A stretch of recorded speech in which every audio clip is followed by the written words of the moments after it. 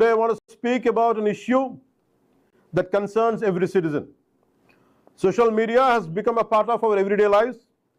It's a powerful platform to express our views, raise public issues, connect with public and people, and hold governments accountable. Freedom of speech and expression is a fundamental right guaranteed by our Constitution, and our government, our NDA government, fully respects that right. But we must also remember one important fact. Freedom of speech is not absolute or unconditional.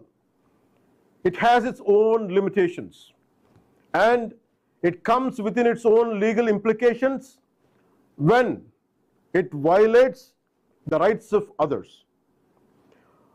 Article 19, Clause 2 of the Constitution places reasonable restrictions in the interest of the sovereignty and integrity of India, national security, public order, decency, morality, defamation, and preventing incitement to offenses. In simple words, freedom of speech does not mean the freedom to abuse. I reiterate, freedom of speech does not mean the freedom to abuse. You have the right to criticize government. You have the right to question us. You have the right to disagree with our decisions. This is democracy, and we welcome it.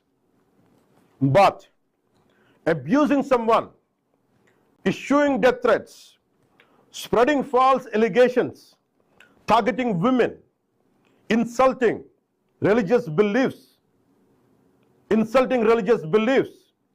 attacking someone's dignity, or provoking violence are not protected under the Constitution.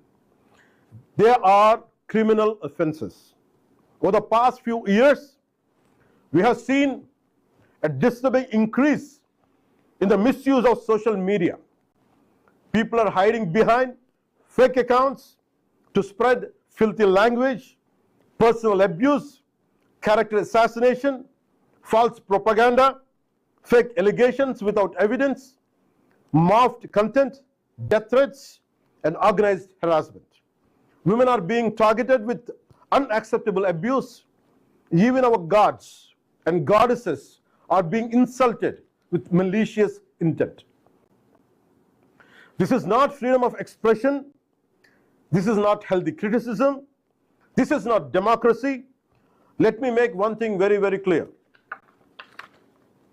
Constructive criticism, fair comment, and satire have an important place in democracy. We have absolutely no objection to people expressing different opinions. But malicious falsehoods, hate speech, criminal intimidation, cyber harassment, organized abuse, and deliberate attempts to destroy someone's reputation cannot be accepted in the name of free speech. Another point I want to make very clear is this. Crime has no caste. Criminals have no caste. Crime has no religion. Criminals have no religion. Crime has no political affiliation. Criminals have no political affiliation. No one should commit an offense and then try to hide behind your caste, your religion, or politics. Before the law, every citizen is equal, and every offender will be treated equally.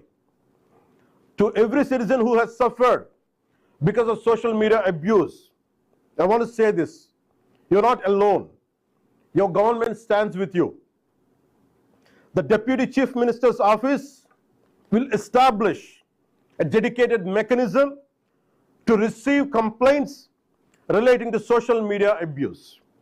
Citizens can submit screenshots, links, videos, and other digital evidence. Every genuine complaint will be examined and forwarded to the appropriate authorities for legal action. I also appeal to responsible citizens to help identify fake accounts and habitual offenders who repeatedly misuse social media to spread abuse, threats, misinformation, and hatred. This is not just the government's responsibility, it is our collective responsibility. Whatever criminal offences are disclosed, strict legal action will be taken under the Bharatiya Nyaya Sanhita, BNS, the Bharatiya Nagarik Suraksha Sanhita, BNSS, the Information Technology Act 2000, and other applicable laws. Depending on the nature of the offence, legal action may include BNS Section 351, criminal intimidation, including death threats and anonymous threats. BNS Section 352, intentional insult intended to provoke a breach of peace.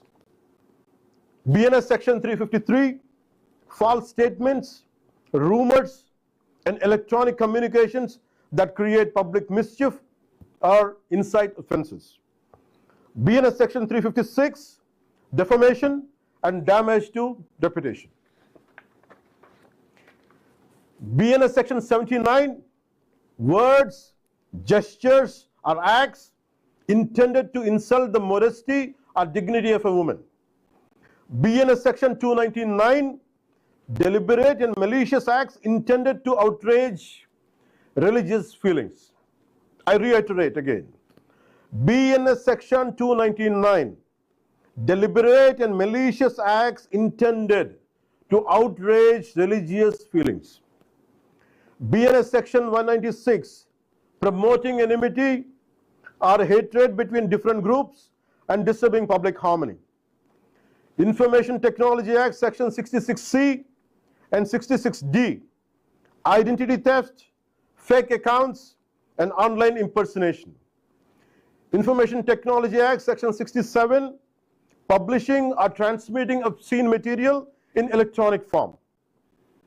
Where necessary, unlawful online content may also be dealt with under the provisions of Section 69A of the Information Technology Act in accordance with the law. A dedicated task force will also be established to coordinate with cybercrime police and other law enforcement agencies to identify organized offenders and ensure swift action against serial and serious social media crimes. I have one request to each and everyone and each and every citizen. If you come across fake accounts, death threats, abuse against women, insults to religious beliefs, organized misinformation, or any unlawful content, do not encourage it by forwarding or by amplifying it. Preserve the evidence, screenshots, URLs, dates, and other details, and report it to the authorities. Your cooperation can help prevent many, many crimes. If stronger safeguards are required, further, the government is prepared to examine appropriate legislation. I'm saying it again. If the so-called laws are not enough, if stronger safeguards are required, the NDA government is prepared to examine the appropriate legislation to address the misuse of social media while fully protecting the constitutional right to freedom of speech. Finally, let me leave you with one simple message.